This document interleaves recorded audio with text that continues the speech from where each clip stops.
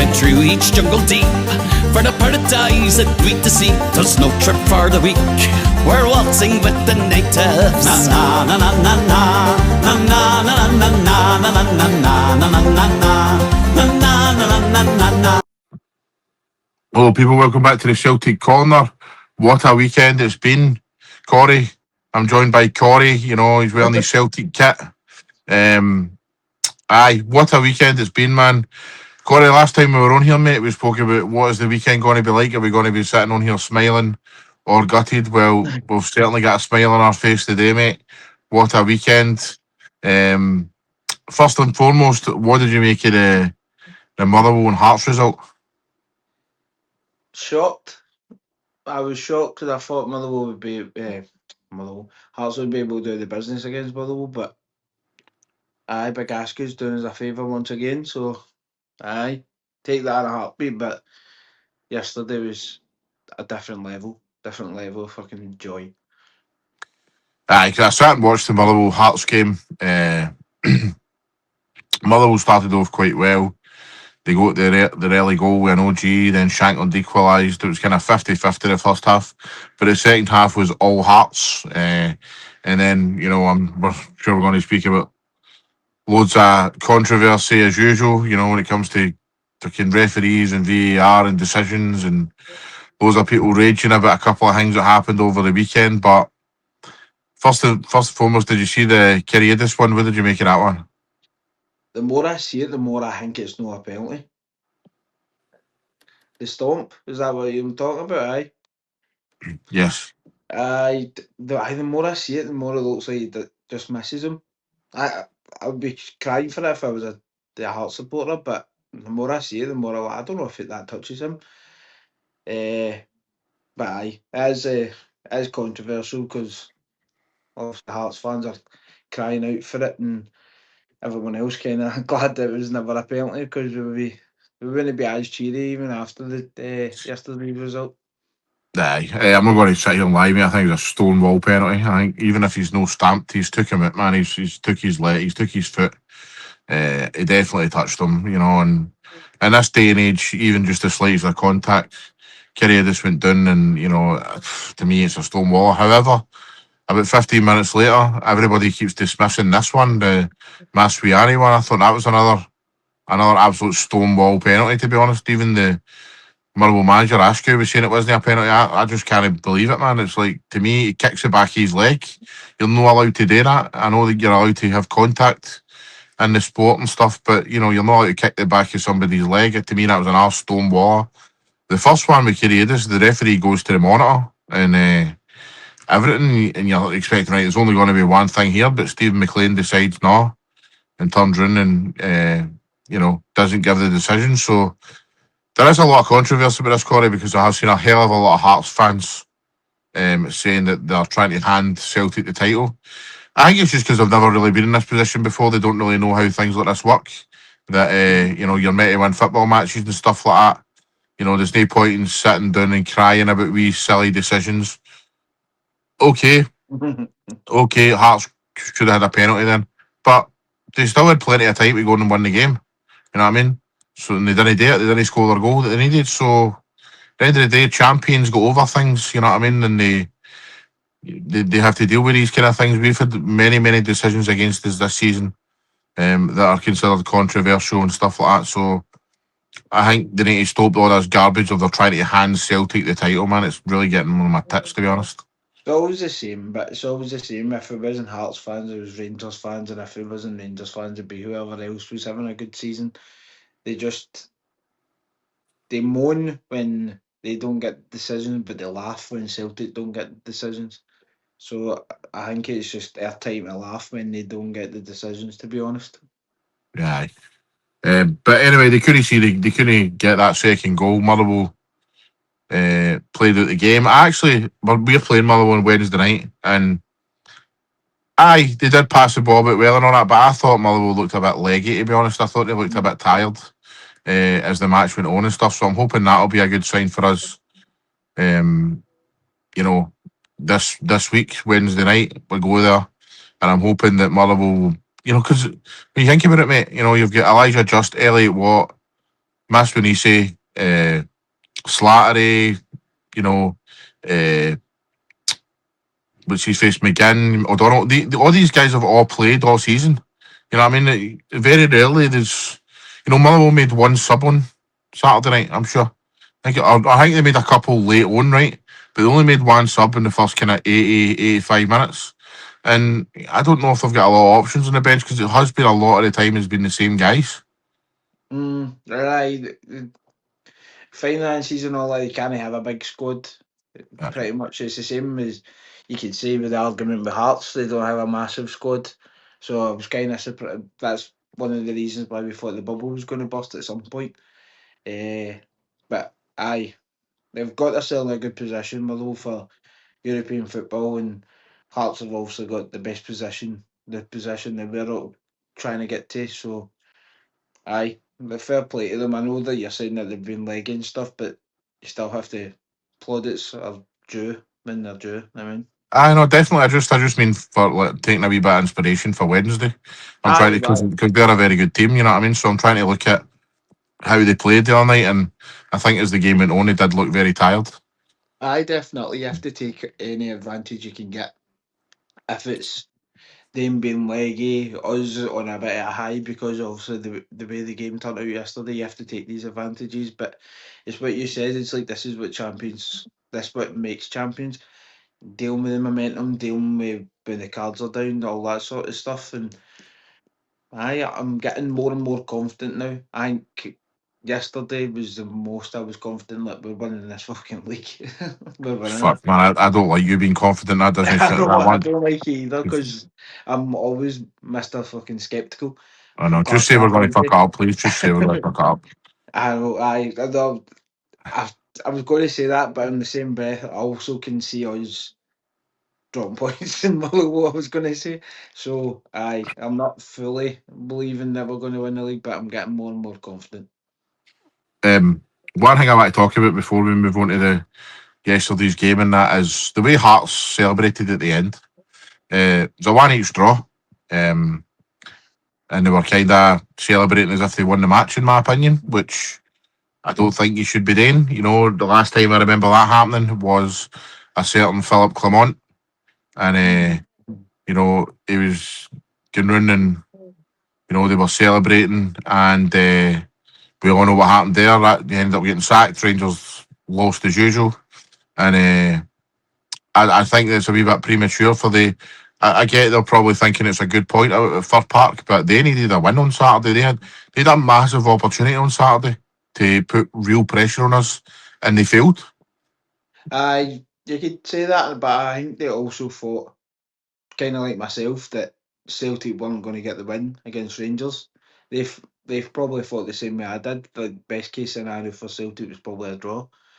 They probably they were probably happy. Like Fir Park, it's a hard ground, especially this season.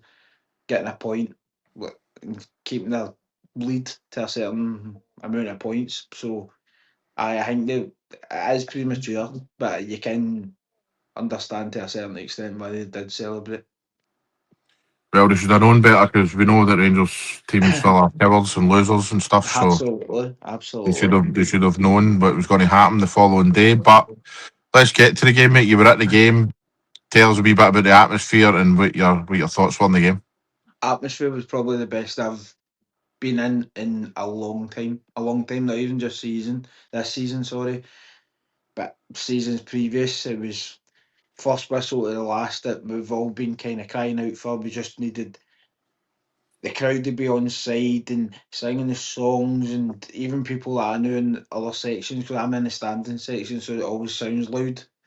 But I know people in other parts of the stadium, they're saying everybody was singing songs, and I can imagine you could hear it on the telly, but it was one of the best atmospheres I've been at for a long, long time. 100%. Excellent. And what did you make of the game? First half, first half was questionable because I thought the first 5 minutes, 5 minutes we looked like we were right up for it. Then Rangers had a couple of chances, half chances, but it looked like we shit the bed a wee bit. And when they did get the goal, I thought our heads were going to go down. And even the way we were playing, some of the passing was atrocious. I thought, or we were scared to do that forward pass, which I've been quite critical of Celtic this season for not doing. They don't have that. It didn't feel like they had that killer instinct to go and just attack a team. And the one time we did do it, we got the equaliser. But I thought McCowan was pretty poor. I don't get why he was out in the wing. I thought Negrin, some of his decision making, I thought was a bit ropey, and some of his passing wasn't great. I thought Yang wasn't that great, and I was worried about the midfield. And I thought the midfield, apart from Engels, I thought Engels was not great, but I think he was the best out of him and McGregor. But the first half, I was disappointed because I thought we would just kind of shit the bed a wee bit. I don't know about yourself. Hi, mate. I thought the first kind of 15, 20 minutes, Rangers were by far the better team. I think Chermitty was bullying Trusty for a long time. Trusty took a wee while to get in the game. I've been you know my feelings on Trusty. I think that his first kind of spell at Celtic has been poor, and then over the last few months, I think he's been really good. I think that Chermitty does seem to have his number right enough on occasions. Particularly at Parkhead, that's a few now that he's kind of bullied him for a wee while. But then Trusty got he did get a hand on him, and I didn't really remember Chermitty in the second half, to be honest. But the first half, I thought that Rangers passed the ball about well. I thought that Mikey Moore did well. He was a constant threat all day, to be honest with you.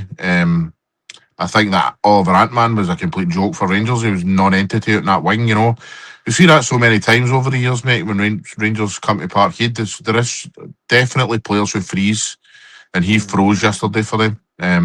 I will remember, like, Diallo. See the boy Diallo plays for Man United? Aye. I remember he shit the bed big time, that 3-0 game at Parkhead.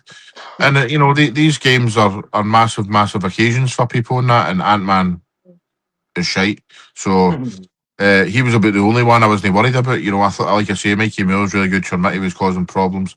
I was really happy in the starting lineup, mate, to see that Raskin wasn't there, because he seems to always up his game for us, against us and stuff. So I think that was a big boost for us. As for us, I agree with you about the Luke McCowan thing. I don't get that. Especially, I think they tried to just go down the road of having wingers that cut inside. And, to me, Yang's wasted it there. I know he scored a goal in the first half, but I think he played much better in the second half when he was actually on his proper side. Luke McCowan, he did do well for the goal, right enough. A lovely ball through to Arnie Engels, but I think his overall performance was pretty poor. He gave the ball away for their goal. So he's just weak. That's what it was. He was just Nah. so weak, and Rangers tried to take advantage of it. And like you said, they gave away the ball. He got tackled, and he just complained. And like, you play to the whistle. That's schoolboy stuff, and he's flopping his arms about like, "Oh, ref, don't like, just play the game." And I don't know if maybe he was playing the occasion more the game. He was kind of wee bit, because he's a Celtic fan. I thought maybe he was realising how big the game was and starting an Old Firm and all that sort of stuff. Maybe he got in his head a wee bit, but I thought he was really poor. Apart from that pass for the equaliser, I thought he done really well there. And I hoped for the end he was going to kick on, but again he was just too weak, and I thought Romans kind of dealt with him well. I think it is worth noting, though, that it isn't his normal position, and it was a bit weird to do it in the right wing, Luke McCowan. I just didn't quite understand it. I don't really know what the thought process was there, to be honest. I'm not really sure, but he changed it at half time because he had to, basically. It just wasn't working, that. But as for the first half, I agree with you with Arnie Engels. I thought he was really good. He was trying things, you know what I mean? He was trying long balls. He was trying to shot for distance. And he was trying to play people. And I thought Kieran Tierney was outstanding yesterday, by the way. Right. I thought he was outstanding. The whole full game, brilliant. Nigrin, I agree. My thoughts again on Nigrin. I think he's a really good player, but I thought he was poor yesterday. He didn't create enough opportunities. He was getting the ball away quite often and stuff. But again, I forgive the guy big time for everything he's done this season.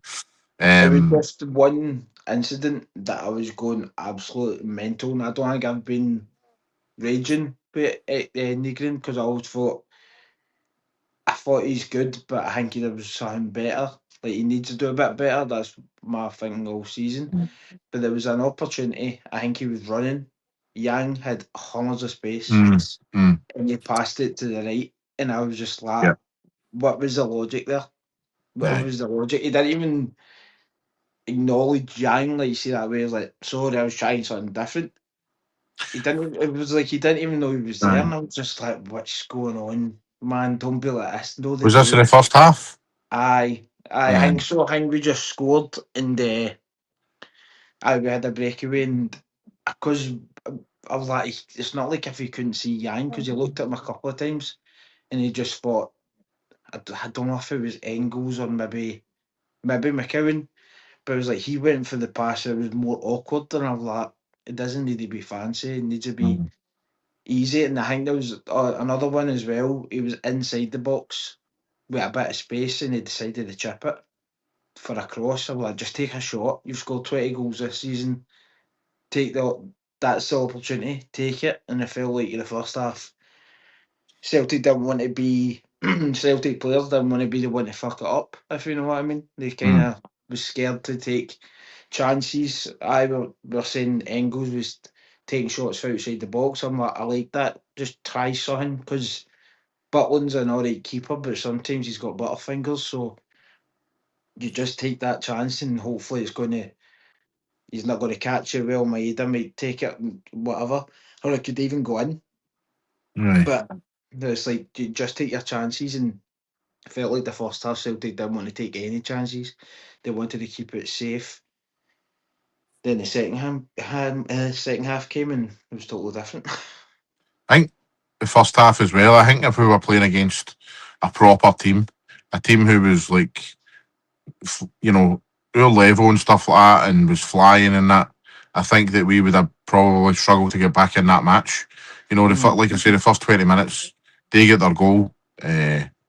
Very, very poor for us defensively. You know, Aye. as we mentioned, Luke McCowan, but then you know Austin Trusty's just beaten too easily after Mitty. Mitty hits it straight at Scales. Scales doesn't deal with it properly, and then it falls to Moore and he scores. But I reckon you know that spell they had. You know, there was a couple. They had a corner with Fernandez. I'm sure it was either over the Mm. bar. A couple of other opportunities. They were having a few corners and stuff. Free kicks outside the box. And you know, mate, if that was a proper team, I think we would have been punished. But luckily, Rangers are garbage now, and you know we were allowed to get back in the game as soon as we scored. As soon as Yang scored, I thought we upped our game Aye. significantly. And you know we were causing all sorts of problems and stuff. Maeda was getting involved in the game. You know, it was a lovely wee ball. It was Yang won it that kind of on the stretch kicks it through to Maeda, and then Maeda goes through and goal. But it was kind of well Aye. defended for Rangers Aye. at that point. But you know, we were causing problems at that point. But I did think to myself, I really hope Martin makes a couple of changes in this second half. We need width. You know what I mean? It just wasn't working with McCown. It wasn't working with Yang on the far side. So thankfully at half time, mate, he brings on Tenecti. And for me, I thought just the fact Tenecti took on players, and you know, it just seems like a more natural balance with him and Kieran Tierney on the left. I think that Yang in the right as well really helped, but not just the fact that these individuals and that. I just thought the balance of the team was better once Tenecti came on. I think so as well. And we've criticised Tenetke a lot, but I thought that second half, I thought he was really good. Really, really good. He was taking men on. He wasn't scared of a challenge, if you know what I mean. He wasn't shy or anything, like he was writing about it, and I thought he had a really good second half. And again, I'm just questioning, try to do that for 90 minutes. Please, that's all we need for you, like a couple of 90-minute performances like you did on Sunday's second half. He'll have an amazing career with Celtic, I think. He'll have all sorts of opportunities, all sorts of goals, and the fans will love him because I think the fans are the same as us. They're getting quite sick of him just being an impact player. We need a player for the get go. Um, but that second half performance it was outstanding. I don't even think it was. necessarily we needed to change the personnel. It was just I think Martin O'Neill just needed to have a word in some of the players' ear. Because, like you said, the first half, Trusty looked like he was struggling with Chimity, then all of a sudden he knew what to do. It was just, I don't know if Martin O'Neill, Sean Maloney, Fozzie, or anything like that had a wee word in his ear, like, you've got this, to kind of like a wee kick up the arse, a wee motivational speech, and the team came out and it was a different kettle of fish. But pretty much, it was just outstanding, I thought. Well, that's it. I mean, I think the Trusty in the first half was maybe just a bit frightened of Chormitty because of his physicality and stuff. But Trusty can deal with him. He can deal with him when he wants to. It was just obviously maybe a bit of nerves and that and as well in there and stuff. But I do believe that, Brian O'Tonecti changed the game for us. Aye. We created a lot more opportunities and then we scored a lovely goal, mate. Liam Scales chips it over. Nobody's, running in. Fair, I know we're here to talk about Celtic, but see, from their point of view, I'd be scunnered with that goal. Absolutely scunnered, Aye. do you know what I mean? The chips are over everybody, they're stoning still. Tavernier's nowhere to be seen.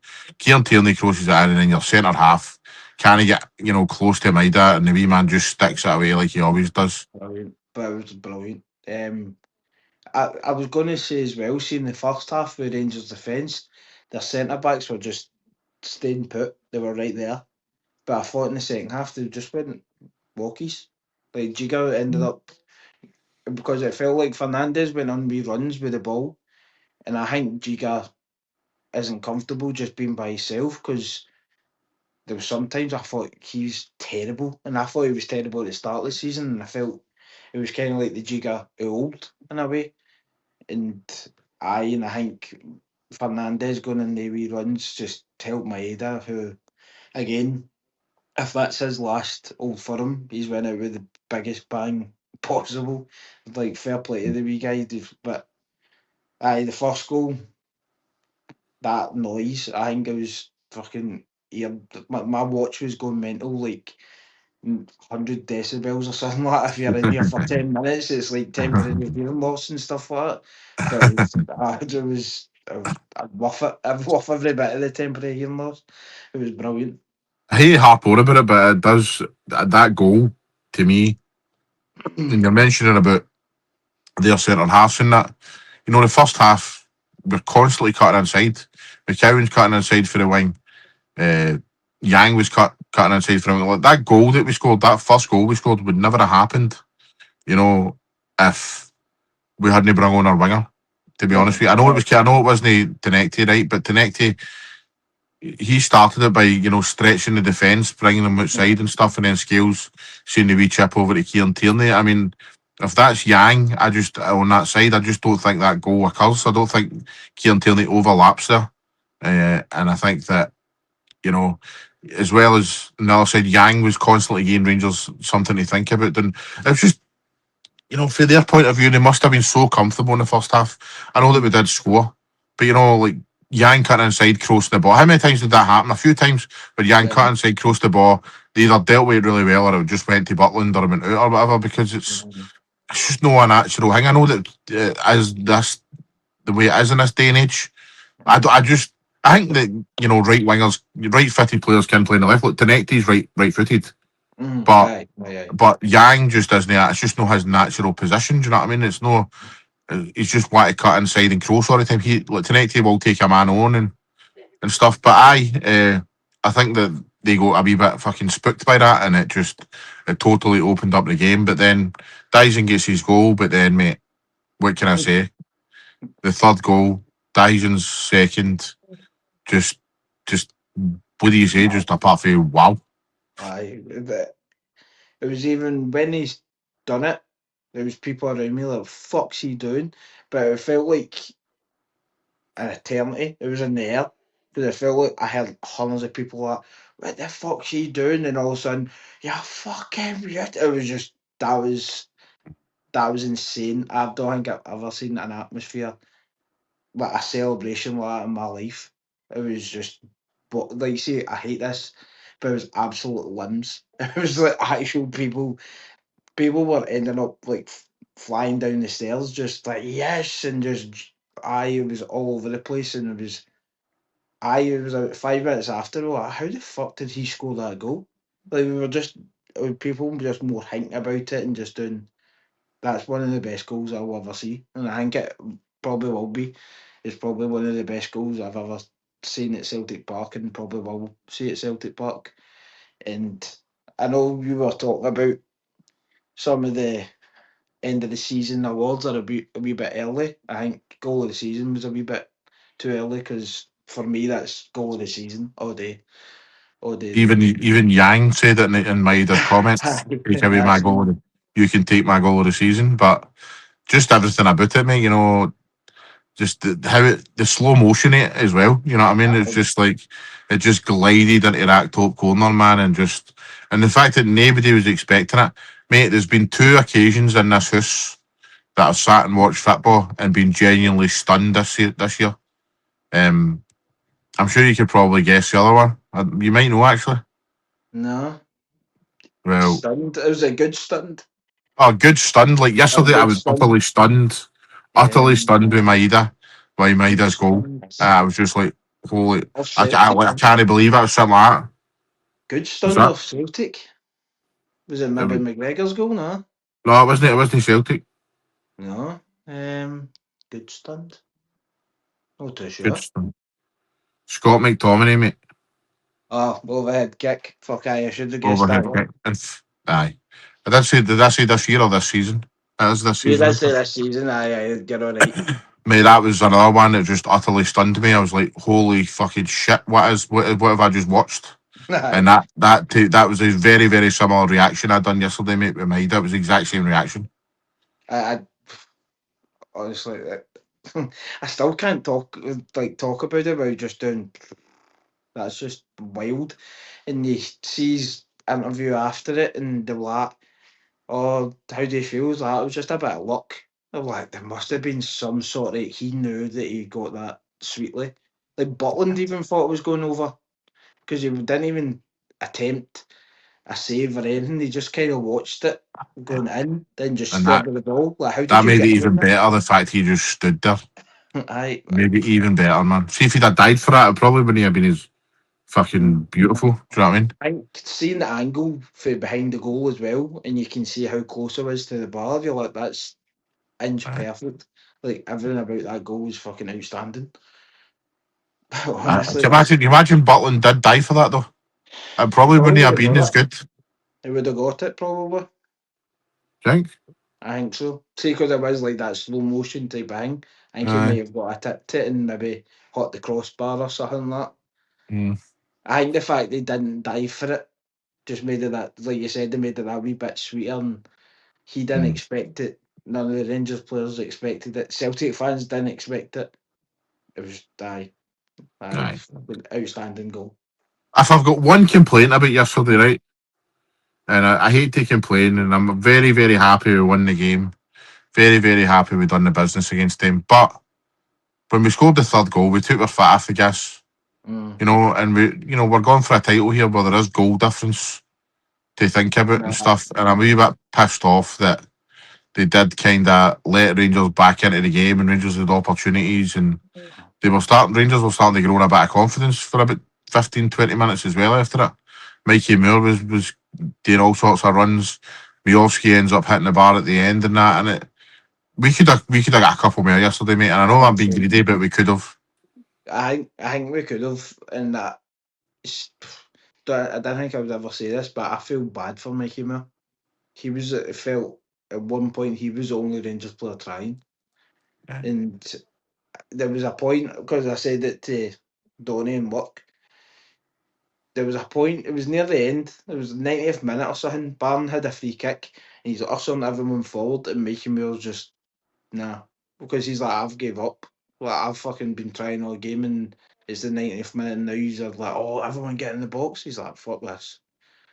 But again, we'll probably will talk about it. That's the Rangers mentality. I feel that's been the Rangers mentality for a while, and I was worried that was the Celtic mentality for a wee while. That we just kind of gave up.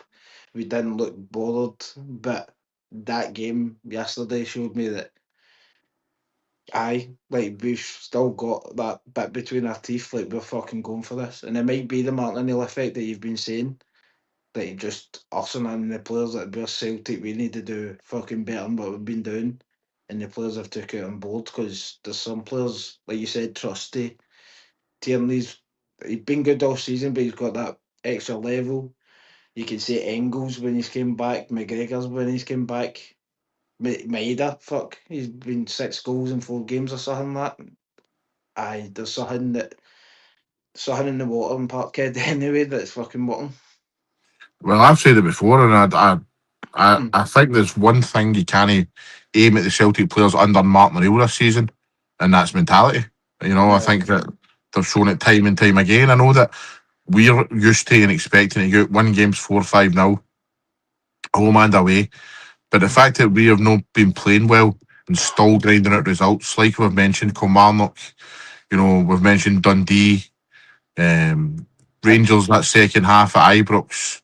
You know, mate, how they were even in this position is insane. See if we didn't come out in that second half at Ibrox and get that draw, we wouldn't be in this. Yeah, we That would have. wouldn't be happening. That see if we'd have won that game, mate, that the league was over for us that day. I seen something the day that Martin O'Neill's knocked Rangers out every domestic trophy. Like he knocked them out of the Scottish Cup, beat them in the semi-final League Cup, and they pretty much killed any chance of them Wow, winning the wow, league. The mate, man's it a just shows you fucking done it. he's a hero. I love He him. I must, love he every bit must of him. just get players just fucking so fired up, mate. He must, man. But Because see it's when you hear no obviously the coaching is good and stuff like that as well, but I reckon it's his man management. him speak, he sounds like a wee quiet. Oh, he's just a quiet old man. But then after you hear stories like for Hartson, Larson, Sutton, and all that, they're terrified of him. I'm like, he must be a pure shouter on ball. And we're fucking doing this, boys, and all that type of thing. Maybe no But new, but I think he was back in the day. But who I was it that was saying it? he I squared up remember to watching. Hartson. Eh? He squared up to Hartson. Aye, I remember hearing that. Aye, but there was one where I can't remember what happened, but somebody had pissed him off. Was it? I Sutton, I don't think. know. Somebody pissed him off, and then they'd go in the morning and go, "All right, Gaffer," and they would just ignore him and walk by him. I can't remember who it was that was telling that story. Somebody was telling that on Uh, Open Goal or whatever. But See that um, evening with Henrik Larsson, aye. he was talking about some of the stories, and I think Sutton was there, and he kept saying, "You're the worst £90 million I've ever spent in my life," and all that. You're a waste of space. And after Sutton's just sitting there like a wee shy schoolboy, and I'm like, "You could take him, surely." But it was just like, if it wasn't for this, the wee Swedish man down there, I would have been fucked because you've got John Hartson who loves his fucking grub, and after you've got this streak of piss and all that for slaughtering them all. I was like, But you know, maybe it's just that kind of humour. aye. Like I don't give a fuck that I'm the gaffer. Do as I say type thing. Well, so did you watch that Scott Brown thing with all the Rangers fans? No, yeah, but I've heard everyone talk about it.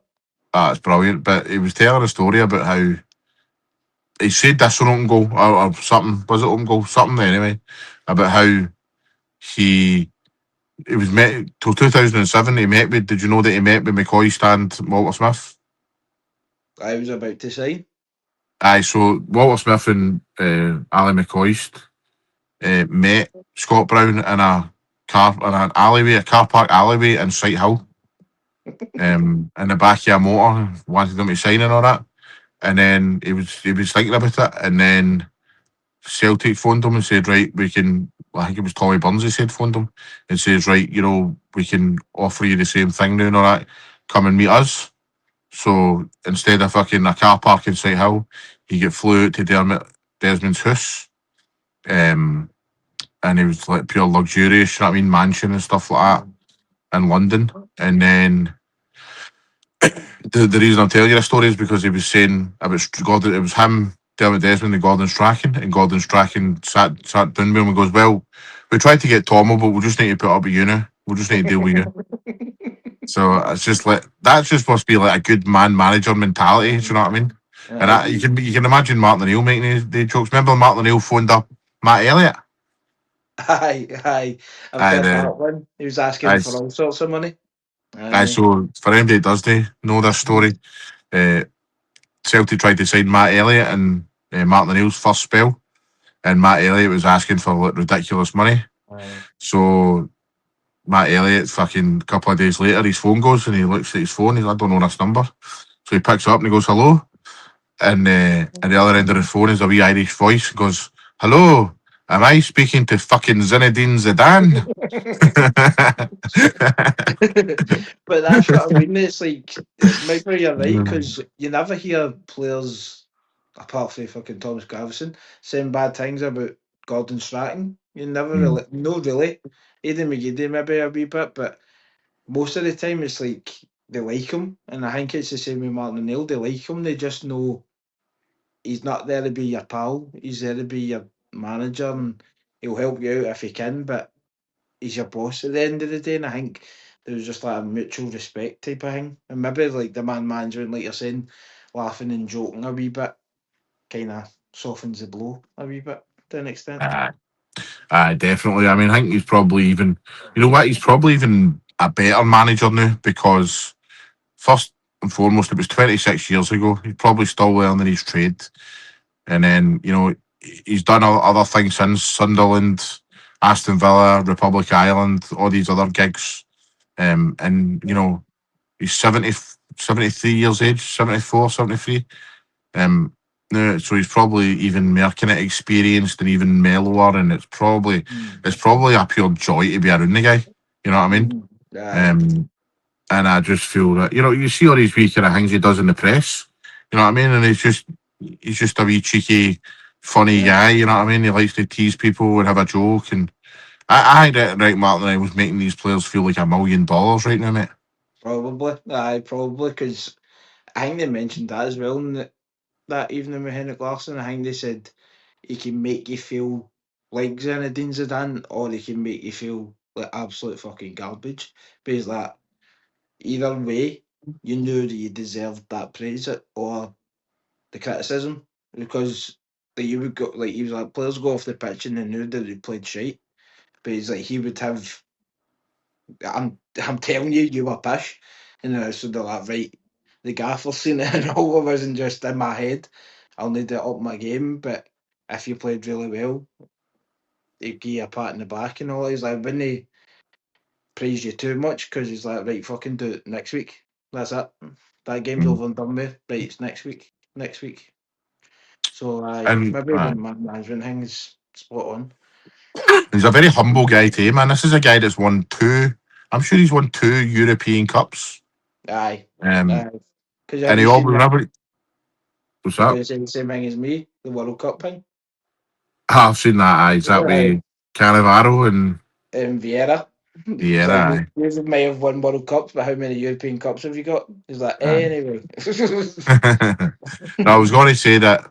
See, whenever you see him talk, well, that's one incident where he was joking about it, right? But see, if you ever see him talk about it and all that, he's very, very humble. He'll go like, it wasn't really me, it was like John Robertson and all these Yeah. kind of other guys who were amazing for Liverpool. I was kind of just there on the right hand side, just making up the numbers and all that. He's kind of self-critical himself, even though he was probably a very, very. I've never seen him obviously, but you don't get in European Cup teams if you're shite. You know what I mean? So obviously he was a very, very good player as well. But Nottingham the thing Forest is, as won it. well, Mark, was that Nottingham Forest won it. Nottingham Forest, mate? Aye, but I mean that's under Brian Clough as well. You know what I mean? So, Aye, one of the best gaffers ever. and we've had on our other podcast off the underside, we've had Jamie Mitchell on who went down to Norwich, and even though he was only with Martin O'Neill for a certain period of time, plus Martin O'Neill actually said Jamie was too wee and stuff like that. But yet, see if you hear Jamie Mitchell talk about Martin O'Neill, he's like the best manager I've ever had. You know what I mean? That's what it is. He's like, Was you just might be wee, but like work your way around it and all that sort of thing. You'll have fair enough. yeah. I've actually got messages where I was talking to Jamie about maybe, I don't know, when Martin went in the first time, and we were just chatting on WhatsApp and all that, and he said, I think Celtic are going to win the league because the Martin O'Neill effect. He's like, he will make the players feel $1 million. So, so it just shows you, but because like I say, he was Martin didn't even play him because he said it was too wee, and he still thinks the world of him. So, Aye. it's madness. But aye, so He'll that always game be yesterday, we end up getting. I was just going to say he's always going to be my favourite manager, no matter what. Ange's up there, but Martin O'Neill's always my favourite. He's Martin O'Neill this season. If he wins the league, mate, he's my favourite manager or not. Right now, as it stands, I think Ange is still number one, to be honest with you.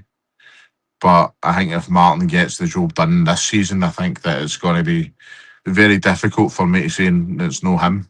It's going to be Martin, Ange, then Lenny. And I just want to say about Lenny as well. I don't know if you've seen the comments because you were at the game and stuff, but he was saying that Chris Sutton was out of order when he was talking about Tavernier, and I agree. I did do a video about how, Tavernier was very, very weak for the goal that Sutton was criticising him on. But I did say also that Sutton was being harsh because to say he's got the heart the size of a pea. I know we're a Celtic podcast, mate, we love Celtic and all that, but James Tavernier has been a fantastic player for them. So, and we've spoken about this before as well. If he played for Celtic, we'd idolise him. We would. He'll be sadly missed, in my opinion. It was sadly missed because, as Lennon says, the players run about him have let him down over the years. You know what I mean? Definitely. But aye. So we're getting to this week, mate. Still very much in the title hunt, in the title race. What do we think about Wednesday? We'll not going. This will be a preview show for it. I do half and half. Huh? I know, half and half. Eh? Do half and half. Half and half. Fulham, half Motherwell. Well, what's your thoughts on Motherwell then? Are you excited, nervous? I'm excited now, just because I think I might still be on a bit of a high for the game. I think, ask me tomorrow, maybe a different question. But Motherwell, they've been great all season. They've got to where they are in the league in merit. They've played outstanding football. They've got a really good manager. Some of the players they've got there are absolutely outstanding. So it will definitely be a tough game. First part became a bit of a fortress for some teams. We've been played off the park there under Wilfred Nancy. So it's still quite possible that they can turn it on again and we could be struggling again. But I hope the players are also still on that high and motivated to get this league over and done with. But aye, it's just I'd take a 1-0 at this moment in time. Do not care about anything else. Just get it to the final day and just make it a shootout between us and Hearts. I don't think that the whole the last time we were there is going to have any bearings on what happens on Wednesday. I know that it was a very, very poor night, but that was a completely different team, different attitude. They were all playing different positions. They all had a manager they didn't believe in. It's completely different circumstances, and I'm taking nothing away from Motherwell here, but they were up against Naked that night. We were shocking for months under him. And it's just the way it is. I know the players are very, very similar to who they were and stuff, but I still believe that it's not going to have any bearings on Wednesday night whatsoever. Taking nothing away from Motherwell, they're still a very, very good team. They've still got some very good players. As I mentioned earlier, they did look a bit tired on Saturday, so I'm hoping that comes into it, and they won't be as aggressive on the ball and stuff like that as they would have been. I've just got a feeling we're going to do the job, mate. We're going to do the business on Wednesday. And I'm going to be honest with you, there's just something in my mind, just like it was at the weekend there. There's something in my mind just saying that Falkirk are going to go to Tynecastle and get something. I think it's going to be a really hard task for, Hearts to have the pressure of going for a league title plus their unbeaten home run this season. Put it this way, mate, as well. I need to say this. I just need to say it. If it wasn't for Hearts' home record this season, they would be nowhere near it. Their away record over the last few months has been nothing short of fucking ridiculous. Let's be honest. Let's be honest here. Since Christmas, mate, they have got beat off Hibs, they've got beat off Kilmarnock, they've got beat off St Mirren, they've got beat off Rangers, they've got beat off Aberdeen, they drew with Livingston. Who else? They've drew with Motherwell now. That's shocking. That's shocking since Christmas, mate. So, you know, we all go on about our Hearts have been a fantastic team this season. They have at home. At home. They have. Don't get me wrong, before Christmas they did do really well. They've beat obviously Rangers away from home, they beat Celtic away from home. And they've done but I was looking at it as well, mate, before it as well, before the turn of the year, they drew with Motherwell at Fir Park. Uh, they drew with somebody at home as well. They've had a couple of wee draws at home here and there. Aberdeen, was Hearts it? haven't been Aberdeen, I think one of them was a draw. possibly, but they drew with Celtic at home. Mm. They've not been outstanding. You know what I mean? They've been good. They've been good. And I seen, you know, we had Shay on the programme, and he does his own podcast on Pyramid Promotions, and they were talking about this, how it just shows you like it's been a very, very poor league. You know, and Hearts have been good, but they've not been outstanding. And the amount of comments was just, you're being disrespectful. I'm not being disrespectful to Hearts here, because at the end of the day, they've done what they've had today, right? They've done what they've had today at home, and they have been very good at home. But their away form has been shocking. And by the way, it seems I've been watching these matches away from home. Maybe no Motherwell the other night because we were very good in the second half, but they were a disgrace against St Mirren. They were a disgrace against Kilmarnock. They were a disgrace against Aberdeen. They get pumped off Rangers. Nice. So I mean, it's like I it feels like you're being disrespectful, but I'm just stating facts here. You know what I mean? It's not been an amazing performance by an amazing team this year. It has been a good performance by a good team, and they've been very, very lucky that Celtic and Rangers have both been pish. That's just how I feel. Aye. I think it's strange as well that we've won one more game than them now. Exactly. Exactly Aye, what's that say? And we've had a disaster. we've had a disaster this season. 8 losses is probably the most we've had for, I think it's about 10 years, 15 years maybe. So I'm like, we've had this really poor season. Hearts, they were miles ahead. But you said that a couple of months ago. Like, see, I think it was when it was only like 6 or 7 points. You're like, if you were a Hearts fan, you should be kind of raging in the Yeah. fact, because we have been, like, we know for a fact Celtic have been in a right poor state of affairs. Rangers know they've been in a right poor state of affairs. The fact that they've been anywhere near a title race, to an extent, you should actually applaud, because they were really that bad. They were that bad. But Hearts have kind of let us back in it. They've let Rangers back in it.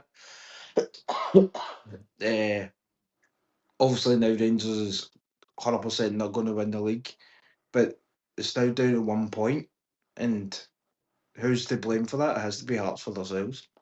Exactly. And all the games I mentioned where they get beat away from home, it's all the bottom teams. It's St Mirren, it's Kilmarnock, it's Livingston where they dropped points. You know, it's they drew with Dundee United at Tynecastle. You know, and this was all. These are games that they should have won. These are games that should have won. The Hearts have done well to win the games they shouldn't have won this season, like Celtic and Rangers and Motherwell and stuff. But you know, fucking, they've struggled against the lower teams. They were, you know, the Dundee away from home. That one where they fucking took the free kick 20 yards ahead of where they should have took the free kick. You know, they forget about that, Hearts fans. They're all going on about how the SFA against Celtic, everything. What about where they did a free kick 20 yards ahead and they scored a goal for it? I'm sure it was Braga that scored that day. You know, they had a goal for that, but nothing was said about that. You know what I mean? It was shocking. What about Hibs getting 2 men sent off against them and stuff like that? All right, they were, you know, red cards, but it's not as if people are no giving them decisions. I think it was on another podcast I was listening to, when they were saying Hearts have had their luck as well. And I was, Ewan Cameron was on it, and he says I was disrespectful, but they were saying it's not disrespectful, because see, every team, like, we've won it countless amount of times. How many times have we rolled our luck in the times? You just get it. Every team who's at the top, they just get a bit of luck.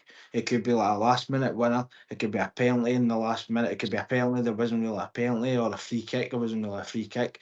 Whatever. You do get the bits of luck. Every team gets them. Rangers has had it. Celtic have hit it. Hearts have definitely hit it. So all this, oh, they're going to do favours for Celtic, oh, they're going to do favours for Hearts. It's a lot of shite. Teams get, like, look at the game Sunday. Alistair Johnson should have got sent off. I think the only fact that he didn't get sent off is because he touched the ball. That's what I think the referees thought, and he's let him away with it. So I feel Celtic got away with that. So and that's Celtic getting a bit of luck. Aye, it's not the right call, but that's luck. You know what I mean, Hearts have had a couple of dodgy decisions for them.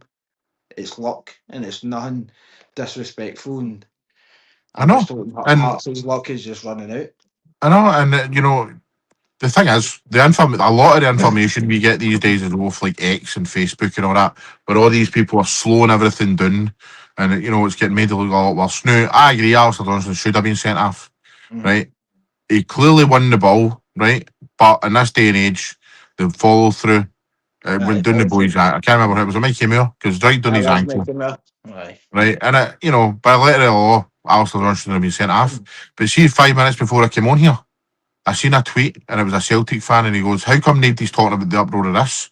And it was Dijon Sterling in the same match yesterday with a very, very similar tackle. I don't know who it was on, but he wins the ball and he goes right through the tap of somebody's ankle. I think it might have been Tierney or Engels, one of the two. But it was a I think very, it was very similar Engels. tackle. Was Engels, it? Engels. I But remember that nobody's one. talking about that. Nobody's saying, "No, it's ridiculous." And, you know, there's a wee guy you mentioned earlier in our work who couldn't even look at me today. Couldn't even look at me because he was so angry. I heard him shouting and bawling to a guy next to me and stuff, and it was all about. I mean, I'm sorry, right? But I think Rangers fans and Hearts fans should be just saying, you know what? We weren't good enough to win that fucking game yesterday. And Hearts fans should be saying, we weren't good enough to win that game on Saturday. Stop all this fucking pish about decisions. And you might go, oh, you're a Celtic fan, you're saying that. We've had loads of decisions. Look at fucking hell, man, against Hibs. We spoke about it last week. Negrin gets pushed in the box and we didn't get a penalty. You know what I mean? Fucking Joe Newell horn balls the fucking thing and puts it in the back of the net. And how is that the SFA trying to hand us stuff? That is just shite refereeing. You know what I mean? And It's but what you said again, there is. Sorry, on you go. no, but again, it's just like these fucking fans who going about this decision, that decision. There's loads of fucking stuff goes on in every single team. You know what I mean? And it pisses me off, man. I was going to say, you said at the top of the podcast, champions prevail. Champions Right? go through all this shit. Yep. And Celtic might have got their bit of luck, but like you said, we've had their absolute stinking moments for the referees, absolute stinking moments from ourselves, like self-destructing, but we've got ourselves in the position. If Hearts drop points and we win, we're winning. I think we're winning that title. And a couple of months ago, look at that Dundee United game. The Davey for the other podcast we do, he was saying that we were like, this league's over. That was only like 2 months ago, a month ago. And now look at us, we're fucking right in amongst it. Because we prevailed, we've went through, we've got a mentality change, we've got one of the best managers we've ever had. We've got two players that have been brought right through Celtic all the way through the youth, all the way up to the first team. So they know what is needed at Celtic. I'm not saying this is the way forward for our management, but I wouldn't mind Sean Maloney and Fozzie being there next season as coaches to an extent, and I wouldn't mind Martin O'Neill being a director of football because they three men alone, they know exactly what's needed at the club, and it is just mentality prevailing when the chips are down, and that's pretty much it. I feel. We're going to have a long conversation about this in the summer of who's coming in, but when it comes to everything you just said there, I only want Fozzie to stay, and I only want Maloney to stay, If it's and I right, only want if it's right, if it's right and it's what the next manager wants. I do not want Celtic to go down this road again of right. Here's the manager. Here's who you're getting. No, aye. let the manager pick his backroom staff and everything football related. That is what I want to happen. You're not getting given Fozzie. You're not getting given McManus. You're not getting given Maloney. Right? If you want to keep these guys, fair enough. But if you want your own people in, That's fucking what's happening here. And when it comes to Martin O'Neill as well, um, I was listening to Talk Sport clip earlier on. Simon Jordan, Jim White, and Martin Keown talking this morning about what happened yesterday and stuff. And Simon Jordan, who obviously works with Martin O'Neill goes into Talk Sport regularly. They're friends, you know what I mean? They're pals and stuff. And he says there is no doubt that Martin O'Neill wants a Celtic job. So if that's the case, and even if we don't win the league, Corey, even if we don't win the league, but we win the Scottish Cup, I'd give Martin O'Neill the job if he wants it, and say, right, here's an open checkbook in the summer. Mm. Who do you want? You know what I mean? Let's go down that road. I would be happy with that. Mm. I don't know. I think I'm still in the Askew boat. Why is it you wouldn't want Martin O'Neill though? You look at everything Just he's proven this season. You imagine he had his own players in. it's nothing to do with I don't want Martin O'Neill. I just feel like just try something new. I think it's just he's helped his eyes win the league, maybe winning his league, but it's not really a full time permanent role. And he's Aye, but you wouldn't have if Martin O'Neill got the next 2 years, say right, and he was given a contract in the season, you wouldn't have this type of football next year. You would have his type of football. You know what I maybe mean? maybe I know what you're saying. You're probably looking at this and going, "How the fuck I don't want to watch this again?" This isn't what you would see, mate. He wouldn't have bought certain players in that team and all this. I know. I just don't know. I think it's just Eyes came in and he's helped us out in that, but he has been out of the game for a long time. And I think as well, thing about Askew, I think Celtic would kick themselves a wee bit if we don't get him. I mean, because if we don't Maybe, get him but in summer, I don't uh, think we'll ever get him, and I think we'll see him going on doing better things if we probably pisher clubs. I can see him going to Rangers if he doesn't go us. I the mean, thing is as well, though, like you mentioned Martin O'Neill, like a director of football thing. I only want to ask you to come in if Martin O'Neill, if he's happy with Martin O'Neill in that role, aye. because again, that's stepping on people's toes, man. Aye.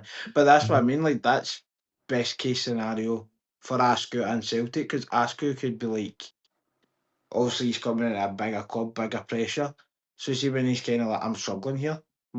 Who's the best person to talk to about the pressure in Celtic? Yeah. I mean, nobody in the world you could think who's the best person to talk to about the pressure at Celtic. It would be Martin O'Neill. And if Martin O'Neill still wants to be in the club, still be involved in football, because he still will be, because director of football is not really that you're sitting in a cushy seat and doing fuck all. Like you're still working with the club, you're still working with the manager, and I, you're I, trying to get players in and all that sort of stuff. So he is still helping the club, and I think I know this might sound stupid, but it's his age as well. He's an old man. I mean, I don't think he could handle having another season hanging about with fucking I Celtic don't know. players. I mean, I don't. I don't know. He's fitter than me and you, mate. He's fitter than me and you. Possibly, but time fucking doesn't stop for any man. Even Martin But O'Neill. I mean, I know that might be stupid, but I'm just like, give him a wee bit of a role. It's less pressure, and it's just a helping hand with the next manager coming in. I agree with you. If it's right, 100% do it. But I just don't see how what the downfalls would be because you've got somebody who's been there, done it with Celtic. Took us to a European Cup final. Last manager ever do it. So I think if it is Askew or anybody else, that was my best case scenario. Even if it was Robbie Keane, Martin O'Neill was there as a director of football, I would still be happy because Martin O'Neill's still in that club, still helping I'm to an extent. I mean, I'm not really sure how the director of football dynamic would work though. I because really don't. I don't know how it works, man. I mean, I it's not just, I really. just, I just feel if you're the manager, you're wanting to manage everything. They're your players, your football decisions and all that. You don't really want a cunt coming down.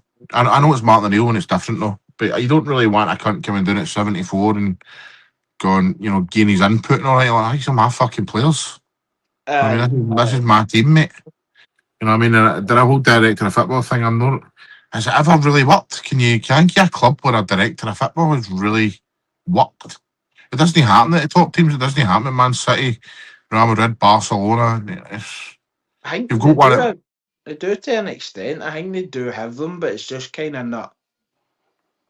They're not in the limelight, if you know what I mean. Because that Edu with Arsenal, he was doing all right with Arteta and stuff like that. So I think there Looks is, like they're going to win something while he's fucking away though. mm, but I think there is elements that people do. It does work, and I think having Martin O'Neill around, not necessarily the manager, but around and help him out the manager to an extent, or just being there as a advisory role or something. I think that'd be perfect for him. I think that'd be Well, perfect for him. well, time will tell on that one. We're digressing here because we will talk about that Aye. in the summer and stuff. But Right. anyway, big week ahead, guys. Celtic versus Motherwell. Then hopefully we're still in amongst it. Who knows? Even maybe ahead by Saturday afternoon. We'll do a preview show to that at the end of this week. Hopefully, there's a big smile on our faces still, and Hopefully. it can be a beautiful Saturday for us. But anyway, thanks everybody for watching. Remember, like, subscribe, comment, all that jazz. And as always, hail, hail. Keep the faith.